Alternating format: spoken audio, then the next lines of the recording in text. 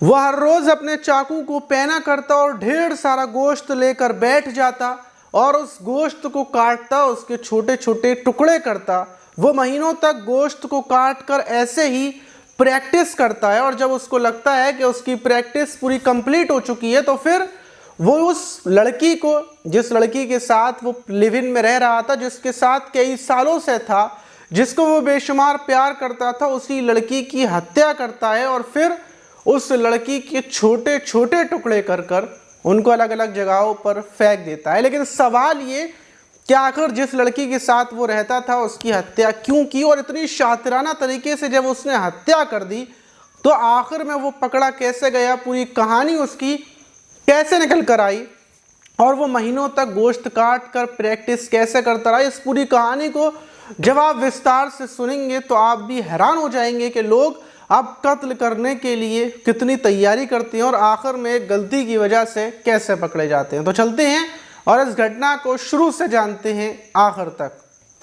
तो दोस्तों, मेरा नाम माज है। उम्मीद है कि आप सब अच्छे होंगे, सुरक्षित होंगे। और जो आज की घटना है वो झारखंड की है और झारखंड का ज़िला है खूंटी ज़िला और वहीं का एक जरियागढ़ थाना है और जरियागढ़ थाने में एक गांव पड़ता है जोरदा गांव।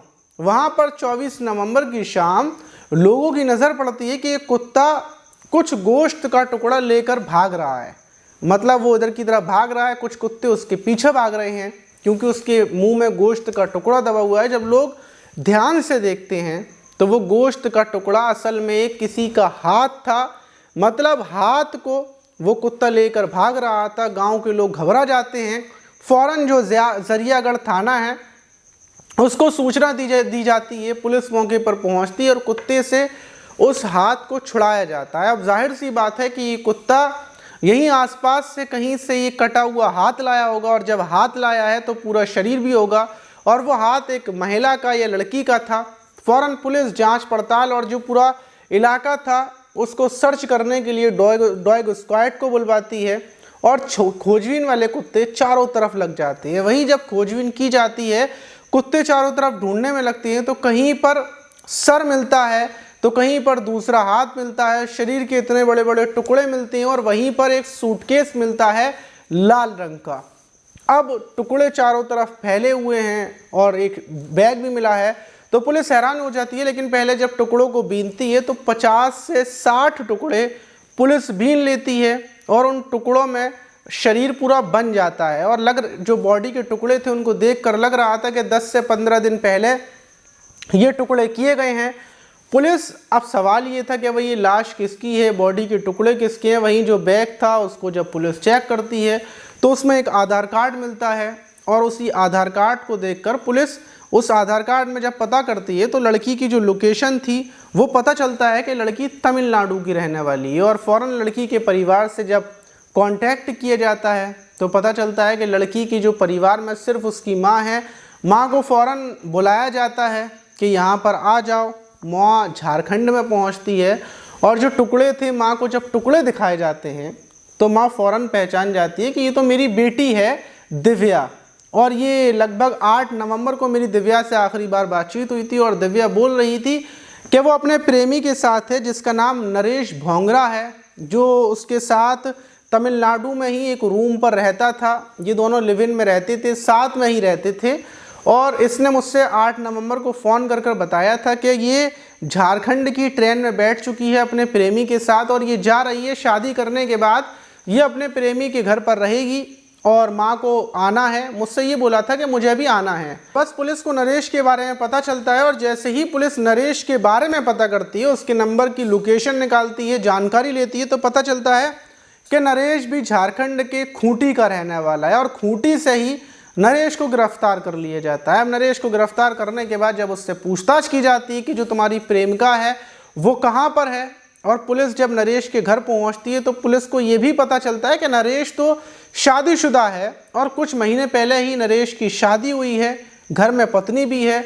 पुलिस नरेश को उठा लाती है और जब शुरू से पूछा जाता है, मतलब नरेश ने अपना गुनाह तो कबूल कर लिए कि हाँ मैंने ही अपनी प्रेमिका की हत्या की है, मैं उसको कर्नाटक से यहाँ पर लाया था और यहाँ पर लाकर मैंने उसकी हत्या की, टुकड़े मैंने खुद किए हैं। तो पुलिस भी हैरान हो जाती है कि भला टुकड़े कैसे कर दिए, और सालों से वो लिव इन में रह रहा था अपनी प्रेमिका के साथ। ये सारे सवालों के जवाब जब पुलिस उससे पूछती है तो पूरी कहानी शुरू से पता चलती है कि जो नरेश था ये झारखंड में रहता था, लेकिन कुछ साल पहले ये तमिलनाडु चला गया था और तमिलनाडु में रहकर एक मुर्गे की जो दुकान है वहाँ पर ये काम करता था और वहाँ मुर्गे का गोश्त बना देता था, मुर्गों को काट कर उनकी बोटी बोटी कर देता था और ये उसका काम था। और वहीं पर उसकी मुलाकात उस लड़की से होती है जो उसकी प्रेमिका बन जाती है और फिर दोनों की प्रेम कहानी चलना शुरू हो जाती है। जो लड़की थी वो अपनी माँ के साथ रहती थी, इसलिए वो नरेश के साथ रहना शुरू कर देती है। नरेश उसको अपने साथ रखता है, दोनों एक दूसरे से प्यार करते थे, लिव इन में रह रहे थे, ज़िंदगी बिल्कुल ठीक ठाक चल रही थी। लेकिन कुछ ही महीने पहले जब नरेश वापस अपने झारखंड आता है तो उसका परिवार बोलता है कि हमने तुम्हारे लिए एक लड़की देख रखी है और बड़ी सुंदर लड़की है। नरेश को वो लड़की दिखाई जाती है और जैसे ही नरेश को लड़की दिखाई जाती है तो लड़की देखकर उसका मन में लड्डू फूट जाते हैं और बोलता है कि शादी के लिए हाँ कर दो, मैं शादी करने को तैयार हूँ। और दूसरी तरफ उसने अपनी प्रेमिका से बोल दिया था कि घर में थोड़ी सी दिक्कत है, थोड़े दिन के बाद मैं वापस आऊँगा, जब तक तुम अपनी माँ के साथ रहो। प्रेमिका उसकी अपनी माँ के साथ रह रही थी और यहाँ नरेश शादी की तैयारियों में लगा हुआ था। शादी की तैयारियां होती हैं और आनन फानन में नरेश की शादी भी हो जाती है। यहाँ नरेश अपनी नई नवेली दुल्हन के साथ बेहतरीन ज़िंदगी गुजारता है। कुछ दिन गुजर जाते हैं और जब नरेश को पैसों की कमी महसूस होती है तो नरेश परिवार के लोगों से बोलता है कि मैं वापस जा रहा हूँ अपने काम पर तमिलनाडु, वहाँ पर अपनी दुकान पर जाऊँगा क्योंकि मुझे काम करना है, पैसे कमा कर लाने हैं। अब परिवार बोलता है कि तुम ऐसा करो, अकेले रहोगे, पत्नी को भी ले जाओ। लेकिन नरेश मानता नहीं है, बोलता है कि पत्नी को यहीं पर रहने दो, मैं थोड़े दिन के बाद वापस आ जाऊँगा। अब नरेश तमिलनाडु आता है और जैसे ही वहाँ पर पहुँचता है तो उसकी प्रेमिका उस पर गुस्सा हो जाती है, बोलती है कि तुम इतने टाइम के बाद आए हो और अब आए हो तो अब तुम अकेले वापस नहीं जाओगे, मैं भी तुम्हारे साथ चलूँगी और मुझे तुमसे शादी करनी है। मैं तुम्हारे साथ पहले घर जाऊँगी, घर वालों को बताऊँगी या फिर उसके बाद मैं तुम्हारे साथ रहूँगी। अब नरेश फंस जाता है, टेंशन में आ जाता है। नरेश टाला मटोली शुरू कर देता है और सोचने लगता है कि आखिर क्या किया जाए, कैसे बचा जाए, क्योंकि उसकी प्रेमिका तो उसके गले हड्डी पड़ गई और वो चाहता था कि प्रेमिका से पीछे छुड़ा दे और अपनी पत्नी को यहाँ पर बुला ले और पत्नी के साथ ज़िंदगी गुजर बसर करे, क्योंकि पत्नी उसकी बेहद ज़्यादा सुंदर है। नरेश इसी कश्मकश में लगा हुआ था कि उसकी दिमाग में आइडिया आता है कि जो श्रद्धा मर्डर केस है और इतने सारे मर्डर केस हैं जिसमें टुकड़े कर दिए और टुकड़े करने के बाद फेंक दिए, किसी को कुछ पता नहीं चला।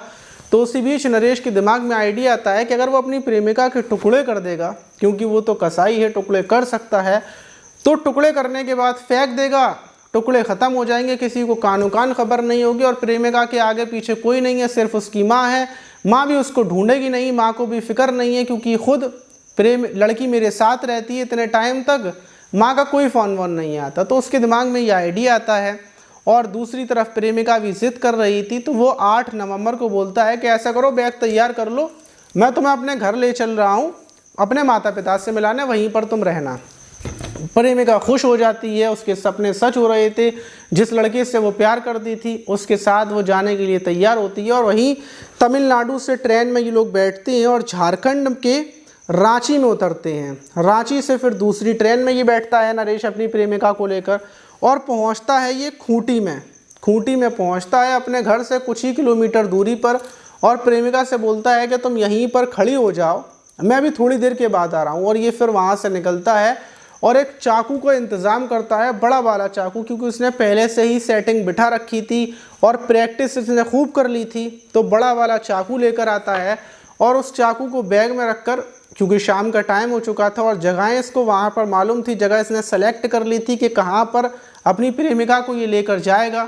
तो फिर वापस आने के बाद प्रेमिका पूछती है कहाँ रह गए थे, तो बोलता है कुछ काम था, ज़रा बैग लेने गया था और पैसे लेने, चलो घर की तरफ चलते हैं। और फिर ये सुनसान जंगलों की तरफ उसको लेकर चल देता है। आधे रास्ते चलने के बाद प्रेमिका बोलती है कि तुम मुझे कहाँ ले जा रहे हो, यहाँ पर तो दूर दूर तक कोई घर नहीं है। लेकिन वो उसको जंगलों में लेकर अंदर की तरफ जाता है और वहीं पर मौका देखकर उससे बोलता है कि ऐसा करो, मेरा मन हो रहा है, मुझे तुम्हारे साथ संबंध बनाने हैं। पहले प्रेमिका के साथ संबंध बनाता है, प्रेमिका बिल्कुल इससे मना नहीं करती और फिर संबंध बनाने के बाद जो बैग में चाकू था निकालता है और सीने पर भोंक देता है।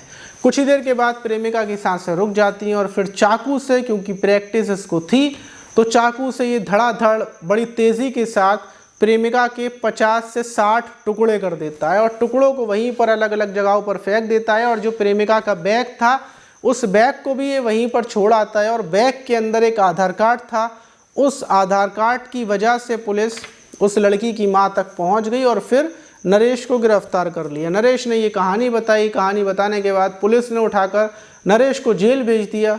अब बताइए कि सिर्फ दूसरी शादी जो की थी उसने, मतलब शादी कर ली थी, शादी के बाद वो उससे शादी नहीं कर सकता था प्रेमिका से, तो उसने बचने के लिए किसी की जान ले ली। अगर वो अपनी प्रेमिका को बता देता कि मेरी शादी हो चुकी है तो ज़्यादा से ज़्यादा क्या होता, प्रेमिका थाने चली जाती, बवाल हो जाता, लड़ाई झगड़ा हो जाता। लेकिन उसने छोटी सी मुसीबत से बचने के लिए इतना बड़ा कांड कर दिया कि अब नरेश सारी ज़िंदगी जेल में रहेगा। तो देखिए, इस घटनाओं से आपको ये भी सीखने को मिलता है कि अगर आपके ऊपर कोई मुसीबत आ रही है तो आप उसको ख़त्म करने की ना सोचें, क्योंकि ज़्यादातर लड़के ऐसा होता है कि उनकी प्रेमिका अगर प्रेग्नेंट हो गई तो वो ये सोचते हैं कि प्रेमिका को ख़त्म कर देते हैं, मार देते हैं, ठिकाने लगा देते हैं।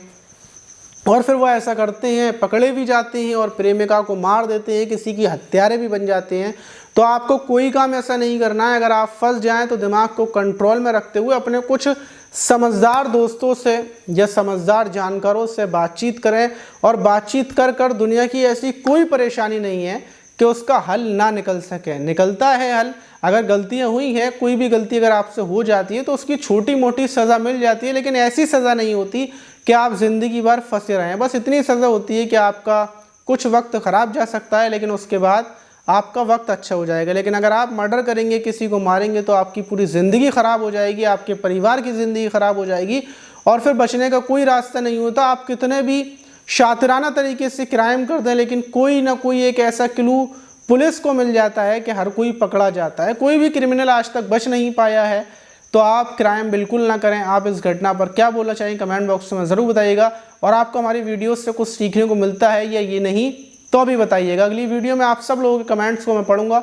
मिलते हैं किसी और वीडियो में।